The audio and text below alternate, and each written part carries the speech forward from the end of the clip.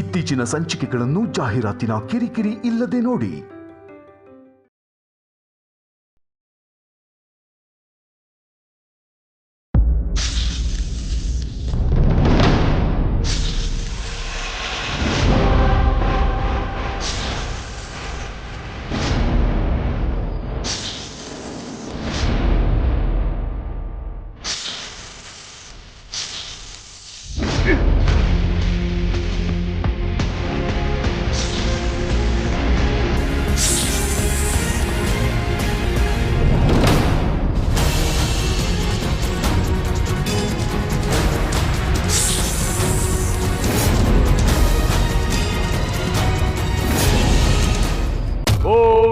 देवाय नमः।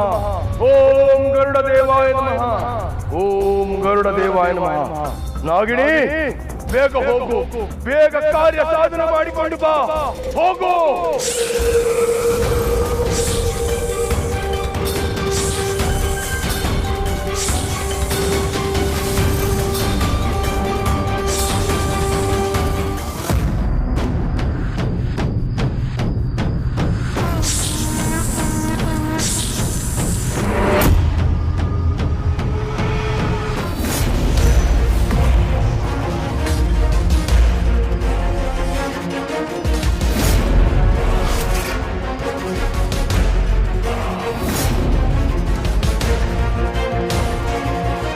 ನನ್ನ ಕೆಲಸನ ಪೂರ್ಣ ಮಾಡ್ತೀನಿ.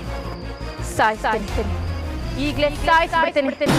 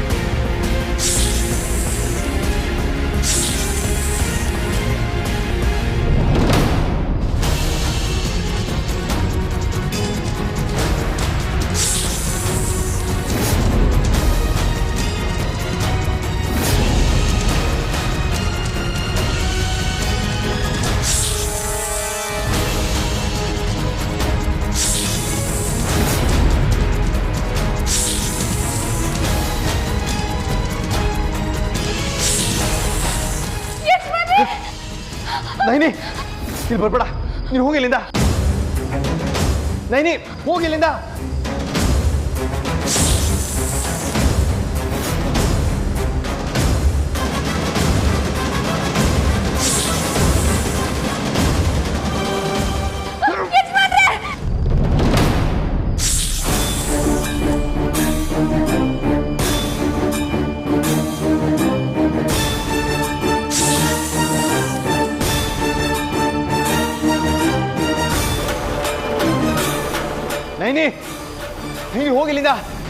ನಿಮ್ಮನ್ನ ಬಿಟ್ಟು ಹೋಗಲ್ಲ ಯಜಮಾನ್ರೆ.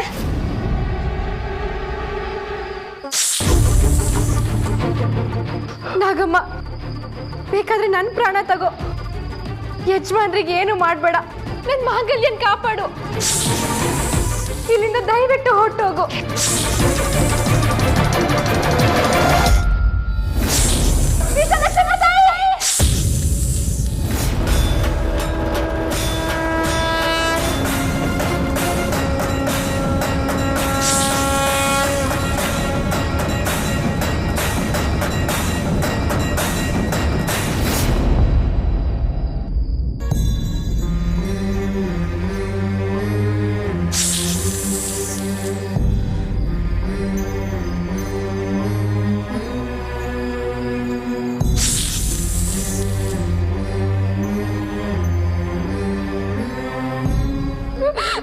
ಯಜಮಾನ್ರೆ,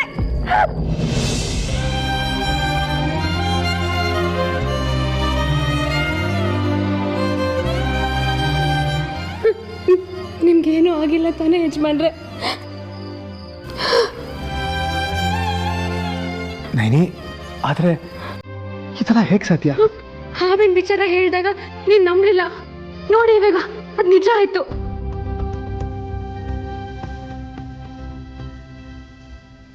ನಿಮಗೇನು ಆಗಿಲ್ಲ ಅಲ್ವಾ? ಎಲ್ಲ ತಾಯಿ ವಿಶಾಲಾಕ್ಷಮ್ಮನ ಆಶೀರ್ವಾದ.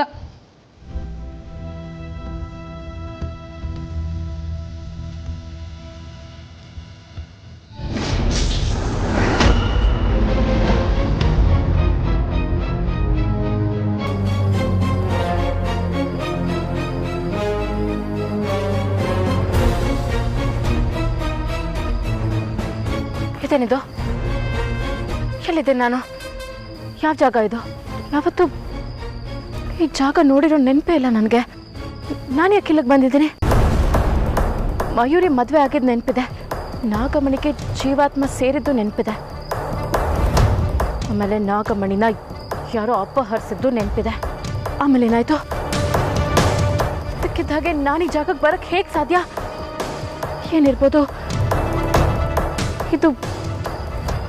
ಯಾರ ಮನೆ ಇರ್ಬೋದು?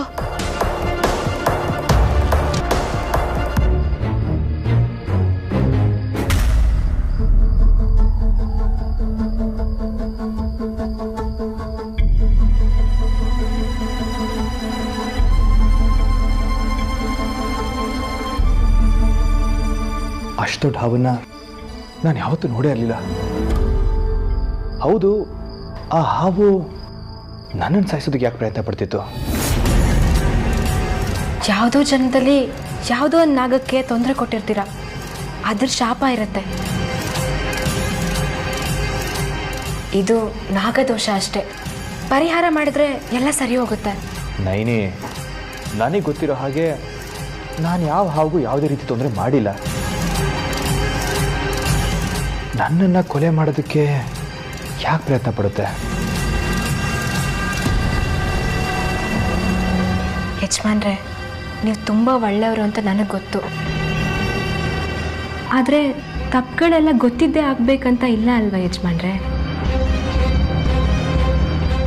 ನೀವು ಕಾರ್ ಓಡಿಸ್ತಿರ್ತೀರ, ಆವಾಗ ಗೊತ್ತಿಲ್ಲದೆ ಯಾವುದೋ ಒಂದು ಹಾವು ಮೇಲೆ ಹತ್ತಿಸಿರ್ತೀರ. ಹಾವುಗಳು ಹಾಗೆ ಯಾರಿಗೂ ಸುಮ್ಮನೆ ಏನು ಮಾಡಲ್ಲ ಯಜಮಾನ್ರೆ.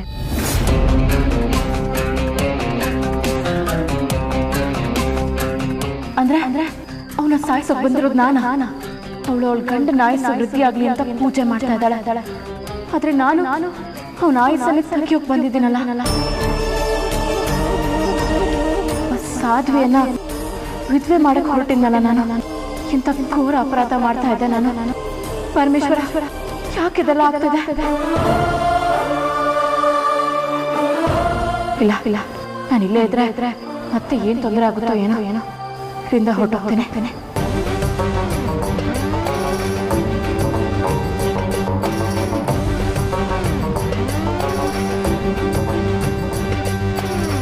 ಯಜಮಾನ್ರೆ, ಯೋಚನೆ ಮಾಡಬೇಡಿ, ಎಲ್ಲ ಸರಿ ಹೋಗುತ್ತೆ. ನೈನಿ, ನಿದ್ದೆಯಲ್ಲಿ ಇದ್ದಕ್ಕಿದ್ದ ಹಾಗೆ ಎದೋಳೋದು, ಹಾಲ್ಗೋದ್ರೆ ಅಷ್ಟು ದೊಡ್ಡ ಹಾವನ್ನ ನೋಡೋದು, ಮತ್ತೆ ಆ ಹಾವು ನನ್ನನ್ನು ಸುತ್ತುವರಿಯೋದು, ನೀನು ಬಂದ ತಕ್ಷಣ ಆ ಹಾವು ಹೊರಟೋಗೋದು, ಇದು ಯಾವುದು ಅರ್ಥನೇ ಆಗ್ತಿಲ್ಲ.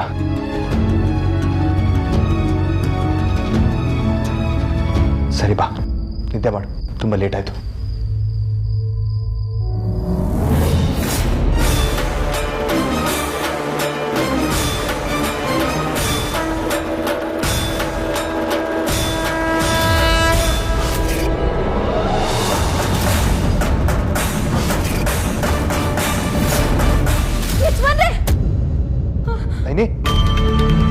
ನೈನಿ ಏನಾಯ್ತು?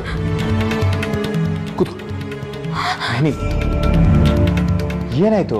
ಗೊತ್ತಿಲ್ಲ ಯಜಮಾನ್ರೆ, ಯಾವುದೋ ಒಂದು ದೇವಸ್ಥಾನ ಕಾಣಿಸ್ತಾ ಇದೆ. ಯಾವುದೋ ಒಂದು ದೇವಿ ದೇವಸ್ಥಾನ. ತುಂಬಾ ಜನ ಬಂದಿದ್ದಾರೆ. ಪದೇ ಪದೇ ಅದೇ ಕಾಣಿಸ್ತಾ ಇದೆ. ನೈನಿ ಏನಾಗಿದೆ ನಿಂಗೆ? ಆಗಲೇ ಅದ್ಯಾವುದೋ ಹಾವು ಅಂತ ಹೇಳಿದೆ, ಅಲ್ಲಿ ನೋಡ್ರೆ ಹಾವು ಬಂದಿತ್ತು. ಇವಾಗ ನೋಡಿದ್ರೆ ದೇವಸ್ಥಾನ ಅಂತ ಹೇಳ್ತಿದ್ಯಾ? ನಮಗೊಂದು ಅರ್ಥ ಆಗ್ತಿಲ್ಲ. ಗೊತ್ತಿಲ್ಲ ಯಜಮಾನ್ರೆ, ನನಗೆ ದೇವಸ್ಥಾನ ಕಾಣಿಸ್ತು. ಇದ್ದಕ್ಕಿದ್ದಾಗೆ ಆವಾಗ ಹಾವು ಕನ್ಸಲ್ಲಿ ಬಂತು. ಹಾವು ನಿಜವಾಗ್ಲೂ ಬಂತು. ಇವಾಗ ದೇವಸ್ಥಾನ ಕಾಣಿಸ್ತಾ ಇದೆ. ನೈನಿ, ಹಾವು ಕನ್ಸಲ್ಲಿ ಬಂತು, ನಿಂಗೆ ಹಾವು ಕಾಣಿಸ್ಕೊಳ್ತು, ಸರಿ, ಅದರಿಂದ ತೊಂದರೆ ಆಯಿತು. ಆದರೆ ದೇವಸ್ಥಾನ ಕಾಣಿಸ್ಕೊಂಡ್ರೆ ಯಾವ ತೊಂದರೆನೂ ಆಗಲ್ಲಲ್ವಾ? ಮತ್ತೆ ತಲೆ ಕೆಡಿಸ್ಕೊಳ್ತೀಯ? ನಿನಗೆ ತಲೆನೋವು ಬಂದರೆ ಈ ಥರ ಏನೋ ಒಂದು ಹೇಳ್ತಾನೆ ಇರ್ತೀಯ. ಬಾ ಮಲ್ಕೋ. ನೈನಿ ಬಾ.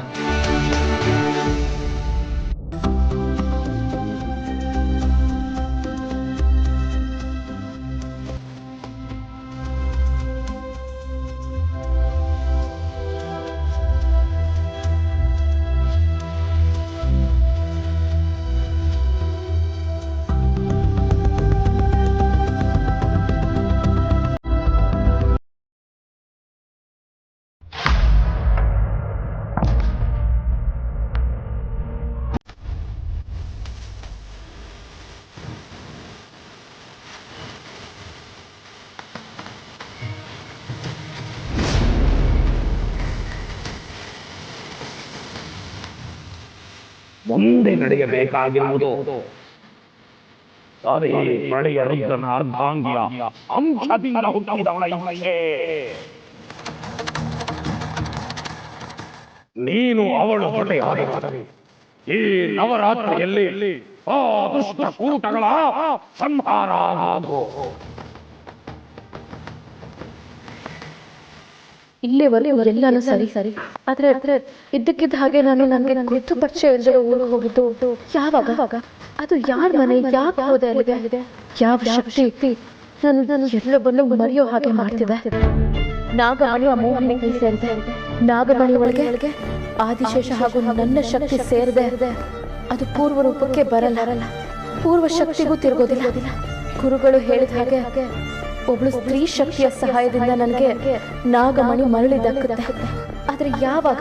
ಅದು ಸುತ್ತ ಶತ್ರುಗಳೇ ತುಂಬಿರುವಾಗ ಒಳ್ಳೇದಾಗತ್ತೆ ಅಂತ ಹೇಳ್ತಾ ಇದಾರಲ್ಲ.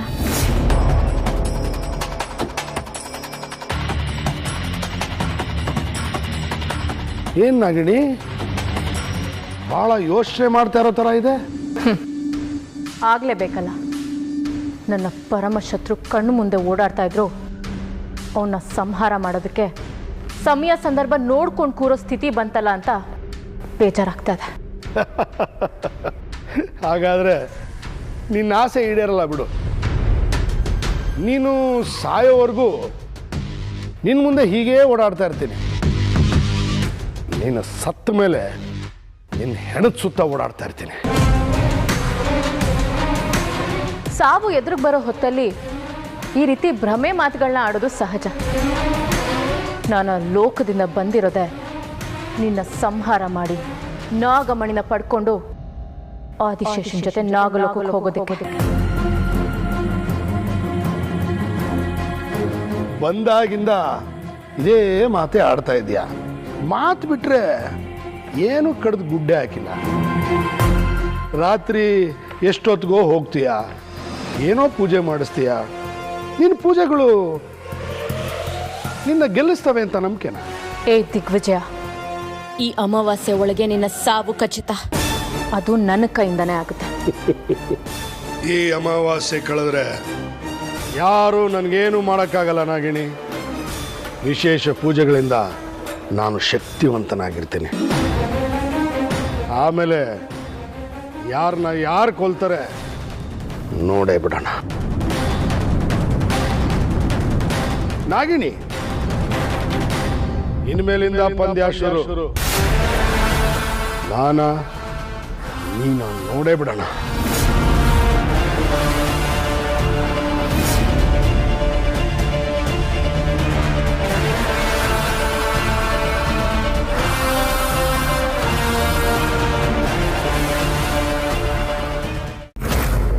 ಗುಡ್ ಮಾರ್ನಿಂಗ್ ಯಜಮಾನ್ರೆ. Naini, good morning. Coffee. Naini, ಯಾಕೆ ಕಣ್ಣೆಲ್ಲ ಕೆಂಪಾಗಿದೆ? ರಾತ್ರಿ ಸರಿ ನಿದ್ದೆ ಮಾಡಿಲ್ವಾ? ಕಣ್ಮುಂದೆ ಅಂತ ಒಂದು ಘಟನೆ ನಡೆದೆ, ಯಾರಿಗೆ ತಾನೇ ನಿದ್ದೆ ಬರುತ್ತೆ ಯಜಮಾನ್ರೆ? ಆ ಹಾವು ನಿಮ್ಮನ್ನ ಕೊಲ್ಲಕ್ಕೆ ಬಂದಿದ್ದು ನೋಡಿ ಈಗಲೂ ನನಗೆ ಭಯ ಆಗ್ತಾ ಇದೆ. ನೈನಿ, ನಾನು ಅದನ್ನು ಒಂದು ಕೆಟ್ಟ ಕನಸು ಅಂತ ಅಂದ್ಕೊಂಡು ಮರೆಯೋದಕ್ಕೆ ಪ್ರಯತ್ನ ಪಡ್ತಾ ಇದ್ದೀನಿ. ಯಾಕೆಂದರೆ ಅಂಥ ಕೆಟ್ಟ ಕನಸುಗಳು ಯಾವತ್ತೂ ನಿಜ ಆಗಲ್ಲ. ಆದರೆ ನಾನು ಕಂಡಿದ್ದ ಕನಸು ನಿಜ ಆಯ್ತಲ್ವಾ? ಅದೊಂದು ಕೆಟ್ಟ ಕನಸು. ಕೆಟ್ಟ ಕನಸು ಯಾವತ್ತೂ ನಿಜ ಆಗಲ್ಲ. ಓಕೆ, ಅದನ್ನು ಮರೆತು ಬಿಡು. ಅದ್ರ ಬಗ್ಗೆನೇ ಯೋಚನೆ ಮಾಡ್ತಾ ಇದ್ರೆ ಸುಮ್ಮನೆ ಟೆನ್ಷನ್ ಆಗುತ್ತೆ. ಆ ಟಾಪಿಕ್ನ ಇಲ್ಲಿಗೆ ಬಿಟ್ಬಿಡು. ಓಕೆ?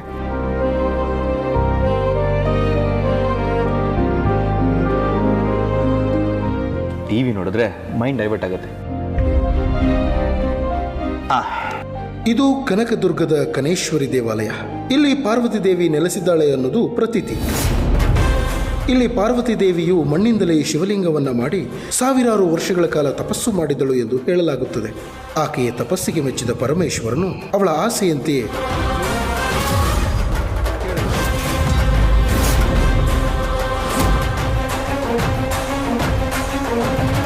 ಯಜಮಾನ್ರೆ, ಇದೇ ಇದೇ ಇದೇ ನಾನು ನೋಡಿದ್ದು. ನೈನಿ, ಏನು ನೋಡಿದ್ದೀನು? ದೇವಸ್ಥಾನ. ರಾತ್ರಿ ನನ್ನ ಕನಸಲ್ಲಿ ಒಂದು ದೇವಸ್ಥಾನ ಕಾಣಿಸ್ತು ಅಂತ ಹೇಳಿದ್ನಲ್ಲ, ಇದೇ ದೇವಸ್ಥಾನ.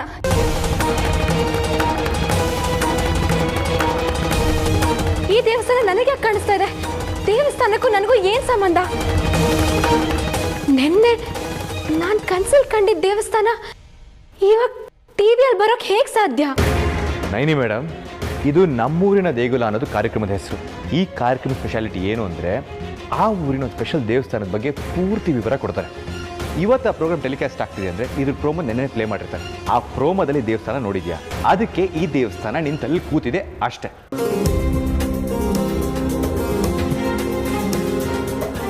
ಈಗ ಟಿವಿಲ ದೇವಸ್ಥಾನ ನೋಡಿದ್ಯಾ? ಆ ಪ್ರೋಮೋ ನೋಡಿರೋ ದೇವಸ್ಥಾನನ ಮರೆತು ಹೀಗೆಲ್ಲ ಮಾತಾಡ್ತಿದ್ಯಾ, ಕರೆಕ್ಟಾ? ನೈನಿ, ಇದರಲ್ಲಿ ಬೇರೆ ವಿಶೇಷತೆ ಏನೂ ಇಲ್ಲ. I square.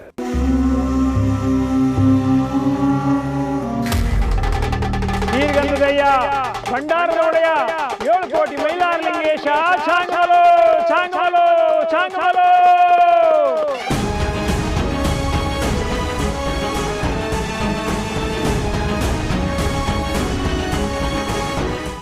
ಗೀರ್ಗಂಧದಯ್ಯ ಭಂಡಾರದ ಒಡೆಯ 7 ಕೋಟಿ ಮೈಲಾರಲಿಂಗೇಶ ಚಾಂಗಾಲೋ ಚಾಂಗಾಲೋ ಚಾಂಗಾಲೋ.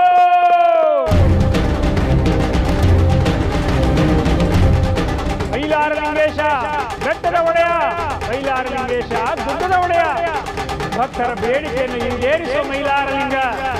ಚಾಂಗಲು ಚಾಂಗಲು ಚಾಂಗಲು.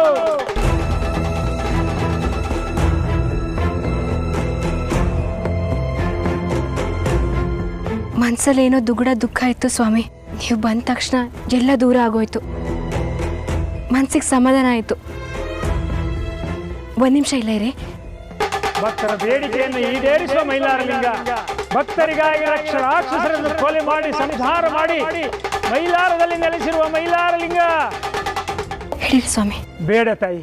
ಯಾಕೆ ಸ್ವಾಮಿ? ನನ್ನಿಂದ ಏನು ತಪ್ಪಾಯ್ತು? ತಪ್ಪಲ್ಲ, ಘೋರ ವಿಪತ್ತೇ ಜರುಗು ಹೋಗಿದೆ.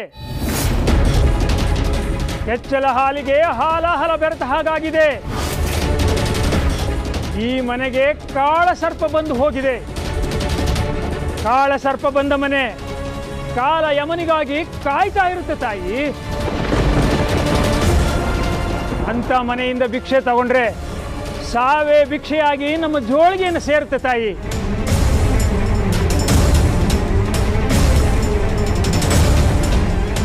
ಇದೆಲ್ಲ ನಿಮ್ಗೆ ಹೇಗೆ ಗೊತ್ತು? ಹಾವು ಬಂದಿದ್ದು ಸಾವು ನೋಡಕ್ಕೆ ತಾಯಿ, ನಿನ್ನ ಮಾಂಗಲ್ಯವನ್ನ ಕಿತ್ಕೊಳ್ಳೋದಕ್ಕೆ ತಾಯಿ.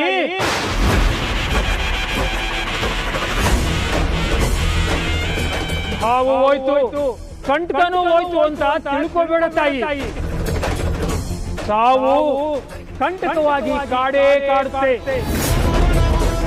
ನಿನ್ನ ಮಾಂಗಲ್ಯಕ್ಕೆ ಸಮಸ್ಯೆ ಇದೆ.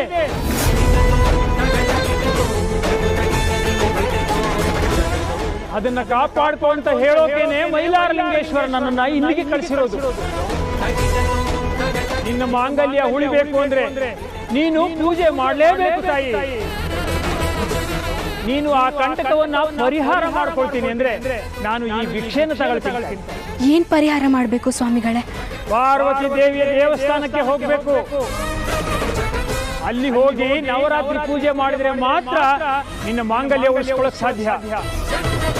ಆಗ ಮಾತ್ರ ನೀನು ಅಂದ್ಕೊಂಡಿದ್ದು ಆಗಕ್ ಸಾಧ್ಯ.